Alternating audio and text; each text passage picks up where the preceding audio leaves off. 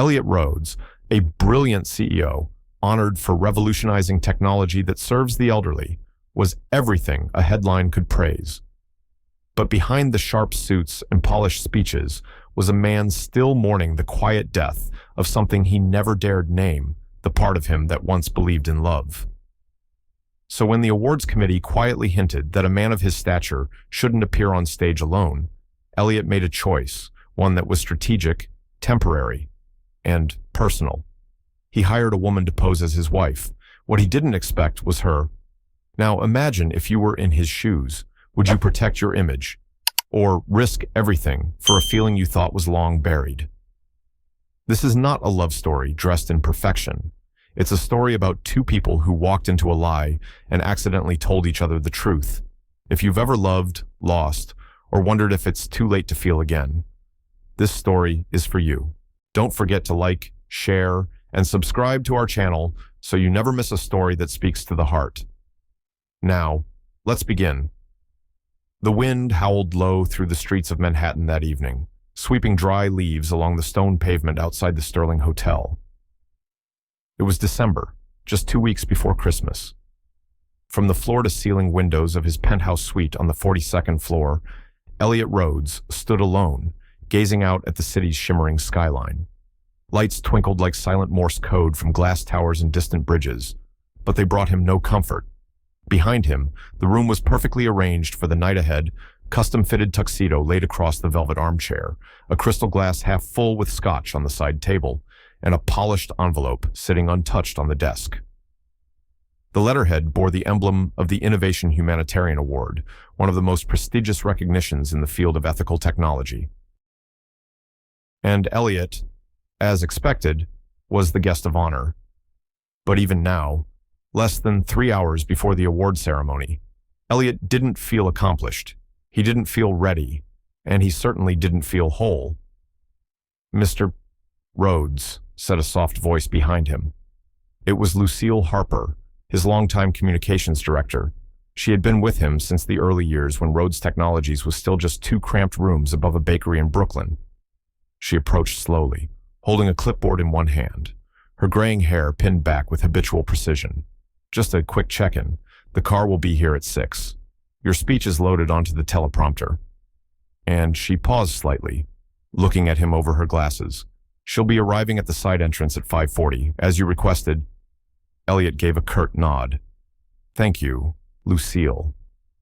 But the tension in his shoulders didn't ease. He turned back to the window, unwilling to meet her eyes. Lucille, of course, noticed. She always noticed. "You don't have to explain anything," she said gently. "I know tonight isn't about just the award." He offered a small, bitter smile. "No, it's about the image of the man who's supposed to be complete." Lucille stepped beside him, her voice low and steady. "Elliot, whether we like it or not, public perception matters. You know how people talk. They admire your mind, your work, but they see a man always alone, still wearing his wedding ring like armor." At that, Elliot looked down at his hand. The gold band had stayed there ever since Emma, his wife, passed away 6 years ago. Cancer took her too fast, too silently. And after that, he buried himself in work, built algorithms that helped the elderly retain cognitive function, donated millions to palliative care research, won awards, traveled, but in every photo, he stood alone. Tonight, however, that would change at least temporarily. "I've arranged it exactly as you wanted," Lucille continued, flipping a page on her clipboard. "Her name is Bella Whitmore, 35 years old, master's in art history, polite, discreet, professionally trained for public events. She'll know the backstory, no surprises." He raised a brow. "You've seen her file." Lucille hesitated, briefly, "But you asked not to." Remember, Elliot ran a hand through his salt and pepper hair, then turned toward the desk. "Yes, I didn't want to choose her based on appearance. I only need someone who can help me get through tonight without questions." And it was true. He hadn't opened the attached profile photo. The decision had been made solely based on qualifications, an odd reversal for a man in his position. But perhaps that's exactly why he did it. He was tired of decisions that revolved around appearances, tired of pretending he didn't miss warmth. As Lucille left the room, the silence settled back in. Elliot sat down heavily on the leather couch. His eyes drifted to the unopened envelope again. The award. The moment his entire board of directors, his investors, his team had been waiting for, and all he could think of was how utterly exhausted he felt trying to look the part of a fulfilled man. He remembered the call with the agency 2 weeks ago. I want someone poised, intelligent, elegant, someone who doesn't overact, who doesn't try too hard to impress. I'm not looking for entertainment. I'm looking for dignity. Understood. The voice on the phone had replied, "Discretion is our specialty. Ms. Whitmore has extensive experience in public representation and cultural etiquette. She understands boundaries." That word had comforted him, boundaries. But now, with the award night approaching like an oncoming train, he wasn't so sure. What would it be like to hold someone's hand, even in pretense? After so many years, would it feel strange, comforting, or would it simply remind him of all he had lost? He took another sip of scotch, letting the warmth settle somewhere near his chest. Time was running short. He stood up, walked to the mirror, and adjusted the cuff of his shirt. The man staring back at him looked ready. But inside, something shifted, not fear, not regret, but a quiet question. What if pretending, just for one night, leads to a truth I'm not ready for? He didn't know the answer. He only knew that tonight, the image must be perfect. The corridor outside the private entrance of Lincoln Center was hushed, lined with soft amber lighting that gave the marble walls a gentle glow. It was a quiet contrast to the noise and flashing cameras just 50 feet away at the main red carpet entrance. But Elliot Rhodes wasn't thinking about any of that. Not the reporters, not the stage, not even the speech he had rewritten twice that morning. He was thinking about her. "Ms. Whitmore has arrived," the assistant whispered, gently tapping Elliot's shoulder. "She's just around the corner, by the elevator." Elliot gave a silent nod, inhaling deeply. There was no turning back now. As he rounded the corner, his steps slowed. For a second, maybe two, he just stood there, watching. She hadn't seen him yet. She stood facing a tall mirror near the elevator doors, adjusting the pearl clasp at the back of her gown. A deep navy blue dress draped over her form like flowing ink, timeless and simple. Her posture was composed, elegant. Her hair, dark brown, almost black in the low light, was gathered into a neat, understated bun, revealing the graceful curve of her neck. Bella Whitmore. She turned slightly, as if sensing him, but didn't seem startled. Her face was calm, her expression thoughtful. Then, finally, her eyes met his, blue. Not the cold, piercing kind. They were soft, distant, almost but alive, with something quiet and searching, like deep water in a still lake. "Mr.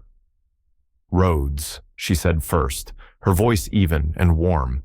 "It's a pleasure." Elliot blinked, realizing he hadn't spoken yet. "Ms. Whitmore," he replied, reaching out his hand. "Thank you for coming." Their handshake was brief, but he noticed her fingers were cool and steady, like someone used to controlling her nerves in unfamiliar rooms. "I hope the agency conveyed everything clearly," he added, half expecting her to ask about last-minute instructions. Instead, she smiled lightly. "They did. I've reviewed the backstory. 3 years married. You value your privacy. I work in research and stay out of the spotlight. No children, no need to elaborate unless asked. We met through mutual friends, took our time, and tonight is an exception." She delivered it all so effortlessly, with a slight tilt of her head, that for a moment, Elliot almost believed it was true. He found himself asking, "You've done this before?" "No," she said simply, "but I've attended enough formal events as a +1 for museum donors and art benefactors. People talk, but rarely listen. If you smile in the right moments, they'll fill in the rest."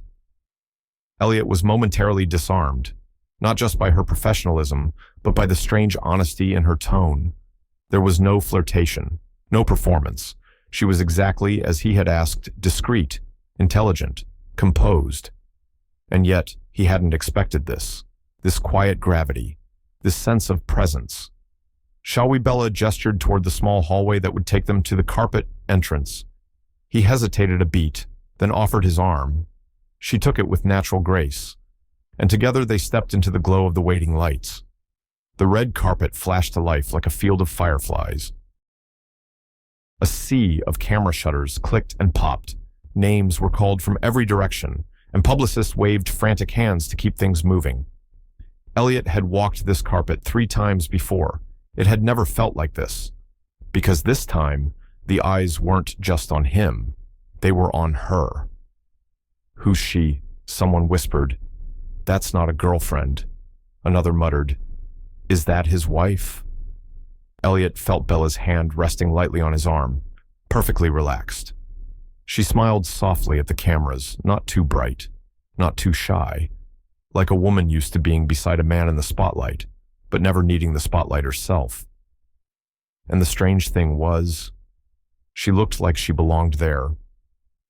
As they paused for a photo, she turned her head slightly toward him, not enough to draw attention, just enough that it looked like she was looking at him with affection. It was a look Emma used to give him, brief, private, like a shared secret, and it shook him more than he was ready for. "You're doing fine," Bella said, under her breath, her lips barely moving. "Just breathe." He didn't realize he'd been holding it. Inside the theater, guests settled into their seats, the program underway with polished hosts and applause cues. Elliot and Bella were seated near the front, surrounded by a halo of murmurs and sideways glances. During a pause in the program, Bella leaned toward him. "You know, I studied one of your early projects, the Rhodes Interface." Elliot turned, surprised. "You did. I wrote a paper on its language modeling techniques in graduate school. I was fascinated by how you included emotion indexing in eldercare AI." His brows lifted. That was a very technical feature. Most people missed it. "I didn't," she said, sipping her water. "It made your work human." Elliot was quiet a moment. Then he smiled, for the first time that night, not for the crowd, but for himself. It had been years since someone saw that part of his work, and perhaps longer since someone saw him.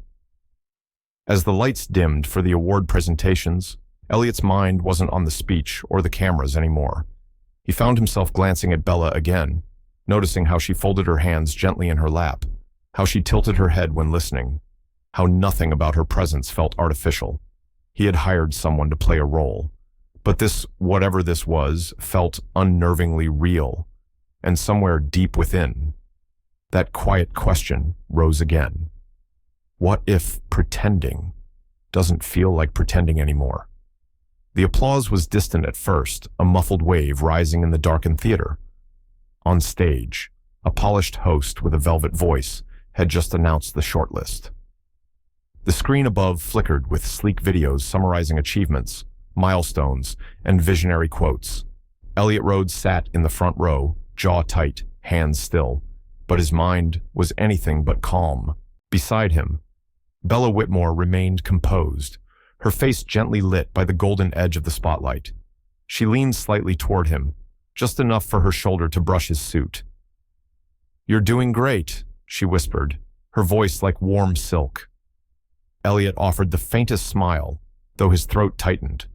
This wasn't the kind of evening that unraveled him, at least. Not until now. He was used to stage lights, presentations, tech summits with thousands of attendees. But this was different. This time, it wasn't the audience he was afraid of. It was how real the act had begun to feel. His name was called. The theater erupted into applause, and the camera swept across the audience, catching Elliot as he stood. But as he turned to accept the moment, he hesitated just briefly and looked at Bella. She stood, too, smoothing the lines of her gown, and smiled up at him. Not a broad, performative grin, just a small, steady smile that said, "I'm here, go on." Elliot stepped onto the stage. The lights were blinding, and the applause swelled. The host greeted him with a firm handshake, and then handed him the sleek glass award etched with his name. He walked to the microphone.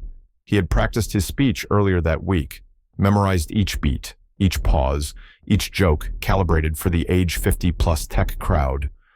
But now, with hundreds of faces before him and one unforgettable face just below the stage, all that rehearsal unraveled like thread pulled too fast.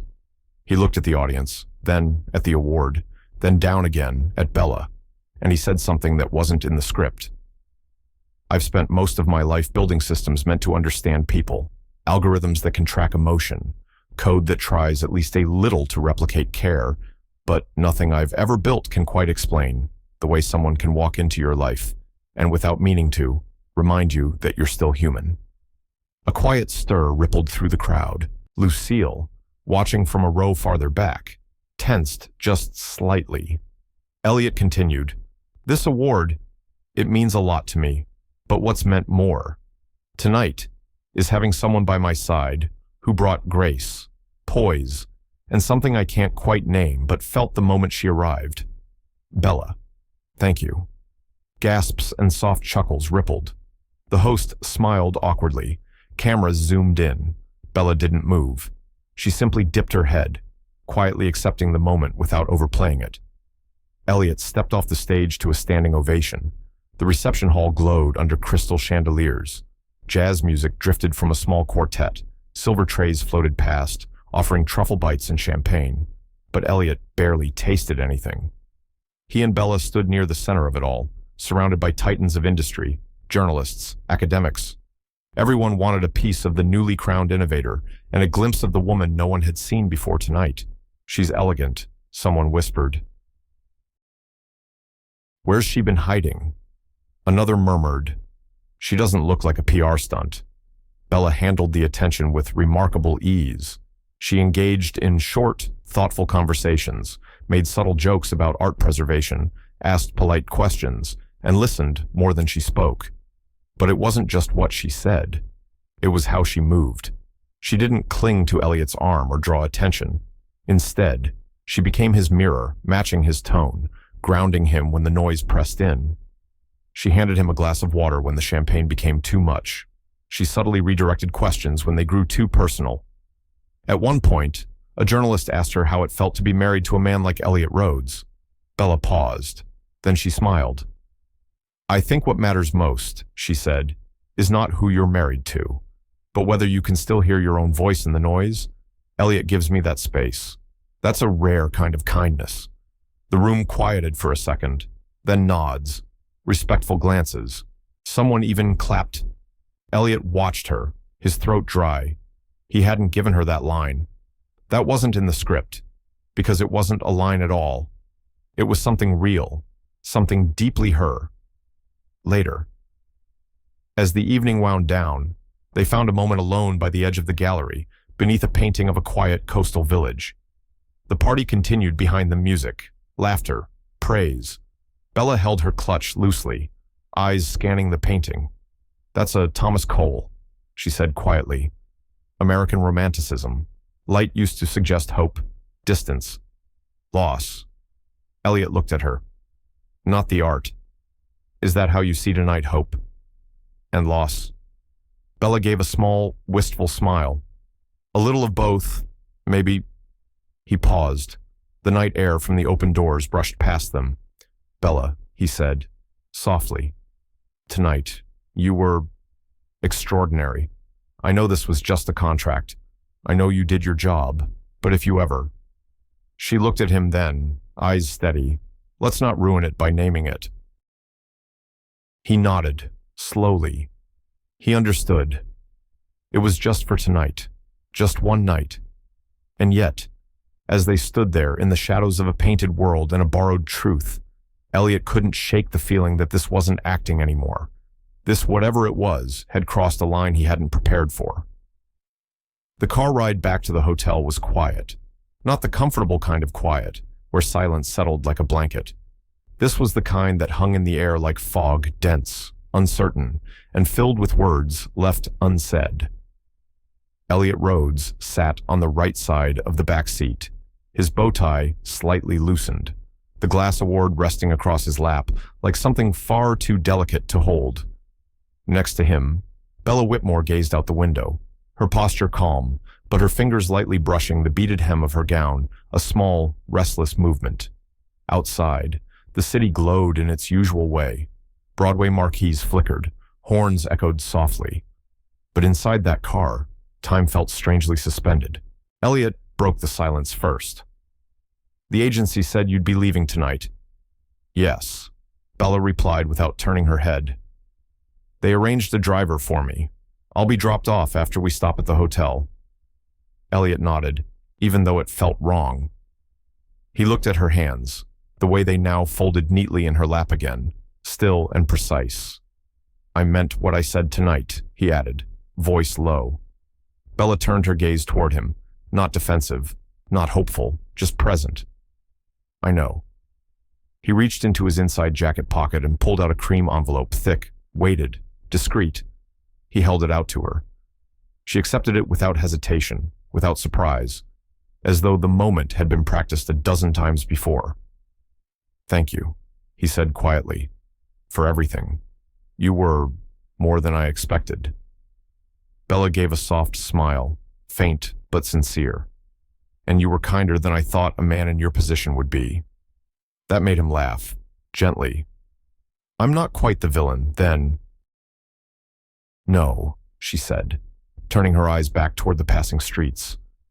"You're just tired." The words hit him with the soft precision of truth. He didn't answer. He couldn't. The car slowed in front of the hotel. The doorman stepped forward, opening the door. Bella gathered her coat and clutch, then paused, one hand resting on the handle. "Bella," Elliot said before she stepped out. But he stopped. He wanted to ask where she was going. He wanted to ask if she'd like to stay for coffee, or just not leave yet. But all of it felt selfish, clumsy, and maybe a little too late. Instead, she turned her head slightly, just enough to offer him one last look. "Congratulations again, Mr. Rhodes. You deserved the award." He nodded, but the words didn't reach his mouth. Then she was gone. The door closed behind her with a soft click, and the car pulled away. Elliot sat back in the seat, the envelope now gone from his hand, replaced by a dull, hollow weight. He looked out at the glowing lobby as it passed, at the tall glass windows reflecting light into the night. For a moment, just one, he imagined what it might have looked like if she had stayed, if she had walked in beside him, if the evening didn't have to end. But reality always arrives with the same cold honesty. This wasn't real. And yet, the ache in his chest told him otherwise, back in his suite. Elliot poured himself a drink bourbon this time. Neat. The silence in the room felt bigger now, more echo, more space where her voice had been. He loosened the rest of his tuxedo and sat on the edge of the bed. The city still buzzed outside, but he didn't care. He stared at the black silk ribbon she had removed from her wrist earlier and forgotten on the table. Just a small, useless thing. He didn't know why he picked it up. Maybe because it was the only proof that she'd been there. Maybe because, despite the rules, despite the boundaries, something real had crept in when they weren't looking. He remembered how she looked on the red carpet, serene but alive, how she laughed lightly at a passing joke, how she answered a journalist without blinking, how she turned to him when the crowd became too loud, as if his presence anchored her, and how that made him feel less alone. He had rehearsed this ending in his head before tonight even began. The clean goodbye, the polite envelope, the respectful silence. That's how professionals did it. That's how Elliot Rhodes did it. But it didn't feel clean, or respectful, or professional. It felt unfinished. He took a sip of bourbon, letting it burn slowly down. He wanted to ask her real questions now, not about her availability, or her ability to hold a conversation with tech executives, but about her life, her past, her dreams. He wanted to know what kind of person memorized a Thomas Cole painting, what kind of person took a job like this not out of desperation, but out of conviction, who could walk into a stranger's night and leave with part of their peace. But she was gone, and he didn't even know her real last name. Downstairs, in another car. Bella sat with her coat folded across her lap, the envelope still in her purse, unopened. She looked out at the blur of lights as the driver took her away from the heart of Manhattan. She didn't feel triumphant. She didn't feel paid. She felt quiet. The kind of quiet you feel when something small but important had begun and ended in the same night. She hadn't expected Elliot Rhodes to be kind. She hadn't expected his eyes to soften when he looked at her. She hadn't expected her own breath to catch when he thanked her on stage publicly, vulnerably. It wasn't supposed to matter, but it did. As the car rolled into the quieter side streets of the Upper West Side, she leaned back and let her eyes close. For a moment, she pretended the night wasn't over, just long enough to remember what it felt like to be seen not as an actress or a hired grace note, but as someone who mattered, even if only for one night. The Monday after the awards ceremony was gray, not rainy, not stormy, just gray, in the way only winter in Manhattan could be.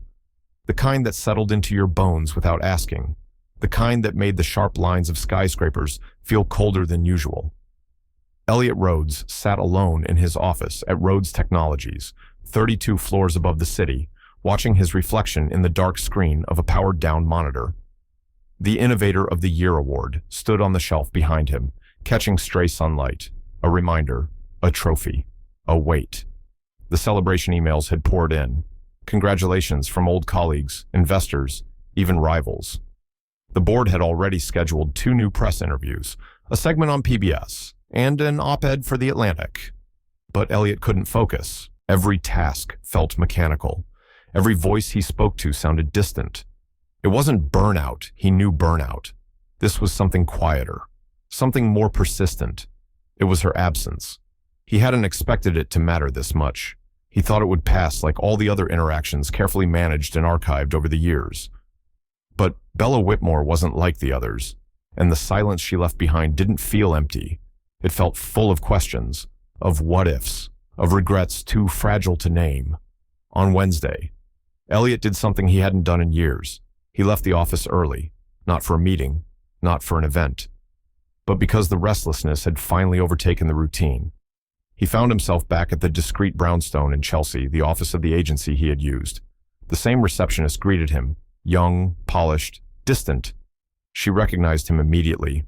"I'm sorry, Mr. Rhodes," she said, with rehearsed professionalism. "As per confidentiality agreements, we can't disclose any personal information about our clients or staff. I'm not asking for her address," he said quietly. "I just want to thank her. In person." The receptionist shook her head gently. "That would be a violation, sir. Miss Whitmore was contracted for a single event. All information has been archived and sealed." He nodded slowly. "Of course, I understand." But as he walked back out into the cold air, hands shoved deep into his coat pockets, he felt something collapse inward. He had always thought of himself as a man in control, strategic, emotionally efficient. But none of that mattered when it came to this. Bella had been a presence, a mirror, a shift, and now she was gone. That evening, Elliot sat in his kitchen, staring at a single tea bag floating in a ceramic mug. He hadn't eaten since noon. His mind wouldn't rest. He opened his laptop and typed into a search bar Bella Whitmore Art Historian, New York. Too many results. None of them matched her age or her face. He added event companion, deleted it. Too invasive, too wrong. He tried a reverse image search using a blurry still from a video clip of the awards ceremony. The algorithm found nothing useful: models, actresses, even a European opera singer. It felt foolish. This wasn't how he worked. He built systems that predicted behavior. He designed logic paths. But Bella had slipped right through all of that, as if she existed just outside the boundary of algorithms. And perhaps that's what drew him in. Not that she was unknowable, but that she made him feel seen. A week passed, then another. And in the quiet of his apartment, surrounded by untouched accolades and unopened wine bottles sent by congratulatory partners, Elliot began to remember the smallest things. The way Bella's eyes moved across a room, always looking, but never performing. The tone of her voice when she spoke of Thomas Cole and light as a metaphor for longing.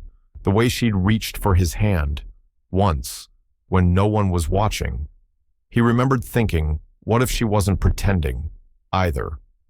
And the truth of that question sat with him like a stone in his chest. On the 12th night after the ceremony, Elliot found himself speaking out loud, to no one. She probably didn't feel the same. His voice echoed faintly in the empty living room. He almost laughed. It was ridiculous. One night, a contract, a role. But roles can become mirrors. And sometimes, mirrors reveal what we've tried hardest to forget, that we miss being loved, that we miss the sound of another voice sharing a cup of silence, that we want something more than applause. That night, Elliot opened a leather notebook, one he hadn't used since Emma passed, and began writing. She walked into a night that wasn't hers, and somehow left with a piece of mind. It wasn't poetry. It wasn't even clear. But it was the beginning of something true. Lucille Harper entered his office the next morning to find him standing by the window, unusually still. "Bad night?" she asked gently. Elliot didn't turn. "Have you ever met someone, only once, and realized they knew something about you you'd forgotten?" Lucille raised an eyebrow but said nothing. After a pause, she said, "You're thinking about her." Elliot finally looked at her. "Yes." Lucille nodded, unsurprised. "You should find her. I tried. Try again. It's not that simple. Nothing worth it ever is." He didn't answer, but the look in his eyes had changed. The grief was still there, but now there was something else. Resolve. If she had mattered that much, if she had reached that part of him no one else had touched in years, then she wasn't just a chapter in a night. She was the page he had turned too soon. The Morgan Library and Museum sat quietly on Madison Avenue, tucked between the symphony of honking cabs and the muffled conversations of Upper Manhattan's midday crowd. Inside, it was a world apart, soft light pouring through high windows, dust motes floating above centuries-old books, the scent of aged paper and floor polish lingering in the air. Elliot Rhodes had not been in a place like this in years. His world had been code, conference rooms, clean edges, and fast decisions. But today, he stood still, uncertain for the first time in a long time. A friend of his, a venture capitalist with ties to historical preservation societies, had offhandedly mentioned a research fellow working at the Morgan, an art historian, early 30s, discreet, brilliant. The name had rung a bell so loudly it left him stunned. Bella Whitmore. He hadn't planned to come here. It was impulsive, maybe foolish.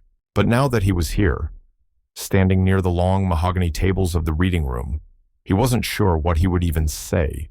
He spotted her before she saw him. She was seated alone at a side table, her head bent over a large volume with worn leather binding. Her dark hair was tied in a simple low knot, a pair of reading glasses perched on her nose. No gown, no pearls, no spotlight. Just Bella, in her element. She looked different, but not in the way that made her less striking. In fact, Elliot found himself frozen not because she was beautiful, but because she was real. The red carpet had been a performance. This was her truth, and it was stunning. He stepped forward cautiously, careful not to disturb the quiet rhythm of the space. "Excuse me," he said softly. She looked up. Her eyes widened slightly when she saw him, recognition blooming slowly, quietly. The corners of her lips parted not quite a smile, not quite shock. "Mr. Rhodes," she said, setting her pen down. "What are you—" "I hope I'm not intruding," he said quickly. "I was told someone named Bella Whitmore worked here. I wasn't sure if he stopped himself. Actually, that's not true. I was hoping it was you." There was a pause. Then she closed the book in front of her with careful hands and sat up straighter. "You found me?" He nodded. "It wasn't easy. I didn't think you'd look. I didn't think I would either."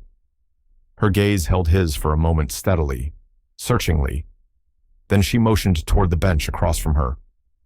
"Would you like to sit?" He did. The old wood creaked slightly beneath him. For a moment, neither of them spoke. "I wasn't sure if you wanted to be found," he said finally. Bella rested her hands lightly on the book's cover. "I didn't think it mattered. The night was beautiful. But it wasn't real. At least, it wasn't supposed to be. I know, Elliot said. But that's the thing. It started as something it wasn't supposed to be, and then, I don't know. It became the only thing I've thought about since. She studied him carefully. You came all the way here to say that I came because I never got to ask who you really are. Bella's posture softened, just slightly. I'm no one special, Elliot. I work with paper that smells like the 19th century. I give lectures to undergraduates who check their phones halfway through. I drink too much coffee. I rent a one-bedroom apartment that barely fits my books. I'm not the woman you stood next to on the red carpet. That's exactly why I'm here, he said, his voice quiet but firm. Because that night, for a few hours, I stopped being the man I've been pretending to be for 6 years. I wasn't a CEO. I wasn't an image. I was just a man, standing beside a woman who made me remember what it felt like to breathe. Bella's eyes shimmered, not with tears, but something deeper vulnerability. She looked away for a moment. I almost didn't take that job, she admitted. It felt dishonest. But I needed the money for a project I believe in. And something about your request. It wasn't like the others. You didn't ask for a showpiece. You asked for silence, depth. He smiled faintly, and you gave me both, without even trying. They sat in silence again, but this time, it was no longer awkward. It was a shared quiet, like two people reading the same page, in the same room, without needing to speak. I won't stay long, Elliot said, standing up slowly. I just wanted to see if you were okay, and to say thank you, properly. Bella stood too. You didn't need to thank me, Elliot. I did, he said. You didn't just play a role. You reminded me I'm not finished yet. That maybe there's something more for me than just running from grief. She looked at him for a long time. Then, almost shyly, she asked, would you like to have coffee sometime? Just as yourself. He felt his breath catch just a little. I'd like that very much. Bella nodded, a small, real smile now lighting her features. There's a place around the corner, nothing fancy, but they serve coffee in real mugs and let you stay as long as you want. He chuckled. Sounds perfect. As they gathered their things and walked out into the crisp afternoon light, Elliot felt something in his chest loosen. Not a grand epiphany, just room. Room for something new, something unfinished, something real. The first coffee didn't change anything. Not right away. Elliot Rhodes and Bella Whitmore sat across from each other in a small corner cafe just 2 blocks from the Morgan Library. The place was warm, unassuming, with slightly wobbly tables and the kind of chipped ceramic mugs that felt lived in. The windows fogged at the edges from the cold outside, and soft jazz played faintly from a speaker that occasionally crackled. They talked. Yes, but not about anything monumental. She told him about the manuscript project she was restoring, a forgotten 14th century volume from southern France that was being rebound and digitized. He listened, genuinely interested, even though he didn't understand half of the technical terms she used. He told her about a new prototype he was testing in AI designed to detect loneliness in elderly patients by analyzing voice patterns. She listened quietly, nodding, offering thoughtful questions that didn't flatter but engaged. There were pauses, some awkward, some peaceful. And when they parted ways that afternoon, no promises, no expectations. Elliot felt something rare contentment, not triumph, not resolution, just a stillness he hadn't known he missed. In the weeks that followed, they met again, then again, sometimes at that same cafe, sometimes for a walk through the park. Once, at Bella's invitation, Elliot joined a private tour of an art exhibit she had helped curate paintings from the Dutch Golden Age, full of shadow and subtle light. I like them, he'd said quietly as they stood before a Rembrandt. They feel honest. Bella turned to him, a half-smile playing at the corner of her mouth. That's what darkness does. It makes the light matter. He looked at her then, not just as the woman from that night or the one in the library, but as someone who had seen things, lived through things, like him, not broken, not fragile, just resilient. One evening in late January, they sat together on a bench overlooking the river. The cold air carried a slight bite, but Bella had insisted on fresh air. She always said winter had truth in it. Elliot turned toward her. I keep trying to find the perfect moment to ask you something, but I'm starting to think there isn't one. She raised an eyebrow. What is it? He hesitated. Why did you take that job? Bella was quiet for a long time. Then she said, softly, because I believed in what I was trying to protect. You mean the manuscript? She nodded. It was about more than paper. It was about preserving a piece of our shared human history. And no one was listening. No grants, no donors. I had 60 days to raise the funds, or the project would have been shelved indefinitely. Elliot leaned forward, elbows on knees. So you compromised. I did. She looked at him with a steady gaze. But I didn't lie. Not entirely. He met her eyes. Neither did I. Another pause. This one different. She added, I didn't expect to feel anything that night. Me neither. Their breath clouded in the cold, hanging briefly before vanishing into the night. It wasn't a love story yet. There were still walls unspoken, untouched. Elliot sometimes withdrew mid-conversation, retreating to numbers and updates. Bella noticed, but didn't push. She understood what grief could do to people. Bella, in turn, kept her life private. Elliot still hadn't seen her apartment. She never spoke of her family, never mentioned past relationships. It wasn't secrecy, it was caution. One night, over dinner, Elliot finally said what had sat inside him for weeks. I loved someone very much, and I lost her. I've spent the last 6 years pretending I was okay with that. Bella didn't ask questions. She simply reached across the table, placed her hand over his, and said, You don't have to pretend anymore. Something cracked open in him then, not with noise, but with a kind of deep relief. In March, Elliot offered to sponsor Bella's restoration project anonymously. Of course, she refused at first. I don't want charity, she said. It's not charity, he replied. It's an investment in something that matters. After a long pause, she accepted, but only on the condition that he never speak of it at public events. I'm not your image, she said. I know, he replied. You're the first thing that's ever been more than that. And so, it began, quietly, honestly, more than a night, less than a promise, but real in every breath. They didn't rush, they didn't label, but they started showing up. Elliot, at her lectures, seated in the back, listening quietly, proud in silence. Bella, at his conferences, never on stage, but in the wings, anchoring him with a glance. They found small rituals tea on Sundays, silent walks in the snow, reading aloud from their favorite pages. They learned to exist, not as a solution to each other's pain, but as space for healing to take root. And in that space, something gentle grew, something lasting. The spring air in Soho was crisp that evening, warm enough to leave jackets unbuttoned, but cool enough that people still held their coffee with both hands. A gentle breeze rustled through the open doors of the gallery on Crosby Street, where the soft hum of conversation and the clink of wine glasses filled the space.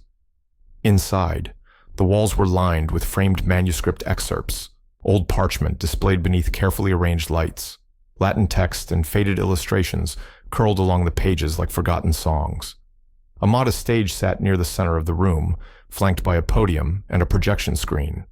Tonight was the launch of a book that almost didn't exist. The Silent Pages, a research memoir by Dr. Bella Whitmore, chronicling her journey restoring rare medieval manuscripts and preserving stories that would have otherwise disappeared into dust.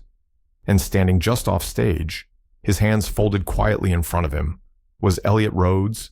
He wasn't in a tuxedo tonight, no red carpet, no stage spotlight, no camera lenses chasing him, just a dark blazer over an open collar shirt. He looked comfortable, no, content. Bella stood at the podium, poised but visibly moved. She had never spoken in front of a crowd this size. Curators, scholars, friends, patrons. A few familiar faces from the tech world were also scattered among them, people Elliot had quietly invited. Stories matter, Bella said gently. Not because they're loud, but because they linger.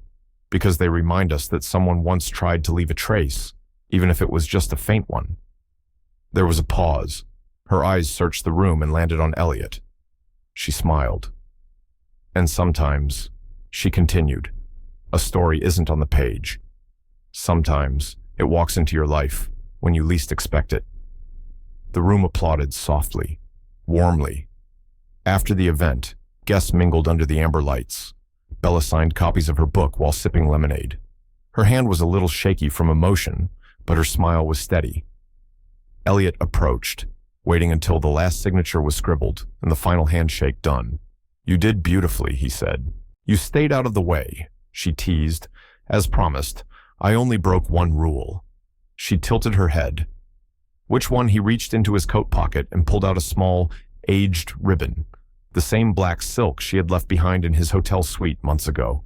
I kept this, he said, not as a souvenir, as a reminder. Bella took it slowly, her fingers brushing his, of what that even a night borrowed from reality can change everything if you're willing to let it. She stared at the ribbon, then up at him. What now? She asked quietly, not fearfully, but honestly. Elliot exhaled. Now. I stopped pretending I'm not in love with you. For a long moment, she didn't say a word. Then, softly, with the same voice that had once guided him through a stage full of strangers, she said, I was never pretending, Elliot. And that was it. Not a grand proposal, not a sweeping kiss.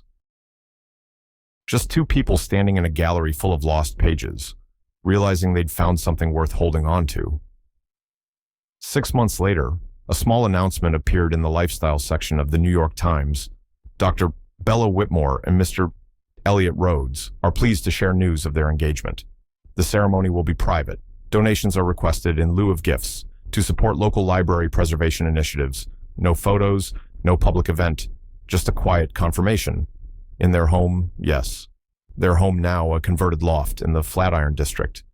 The shelves were a mix of art books and software journals. Tea mugs often sat half-finished beside laptops. A wool scarf hung next to a leather briefcase. Her world had spilled into his, and his had folded into hers.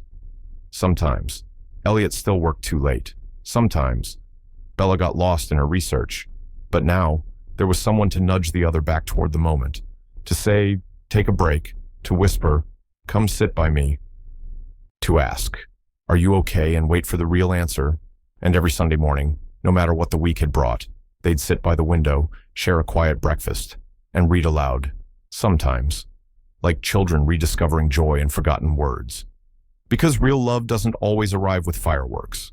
Sometimes, it shows up quietly wearing a borrowed name, holding your arm at a ceremony, or handing you a glass of water in a crowded room. And if you're lucky, you recognize it. Even if it started as make-believe, even if it only lasted one night, even if it arrived when you had stopped believing. Because love, in its truest form, doesn't ask for attention. It simply stays. Life has a quiet way of reminding us that it's never too late to feel again. Through Elliot and Bella's unexpected journey from a staged evening to a deeply real connection, we are reminded that grief doesn't mean we stop living. Sometimes, healing begins not with a grand gesture, but with a shared cup of coffee, a conversation about old books, or a hand offered in silence. For those of us who have known loss, solitude can feel like the final chapter, but this story gently challenges that. It tells us you are allowed to start again. Love, companionship, and purpose are not reserved for the young. They belong to anyone brave enough to stay open. Even if trust has faded and the world expects us to keep moving, it's okay to pause, to feel, to remember, and to hope again. Let this story be a quiet invitation not to chase what's lost, but to honor what still lives inside you and to believe, simply, that meaningful connection is possible at any age. Thank you sincerely for choosing to spend your time with us today. If this story resonated with your heart, stirred old memories, or simply offered you a quiet pause from the noise of life, we are truly honored to have shared this moment with you. At Shining Stories, we believe in the quiet power of meaningful stories, stories that heal, that remind us we're not alone, and that there is still beauty in the unexpected corners of life. If you found value in this story, we kindly invite you to like the video, share it with someone who may need it, and subscribe to our channel to stay connected with more heartfelt journeys. Your presence here means more than you know. Until next time, take care and keep a little light in your heart.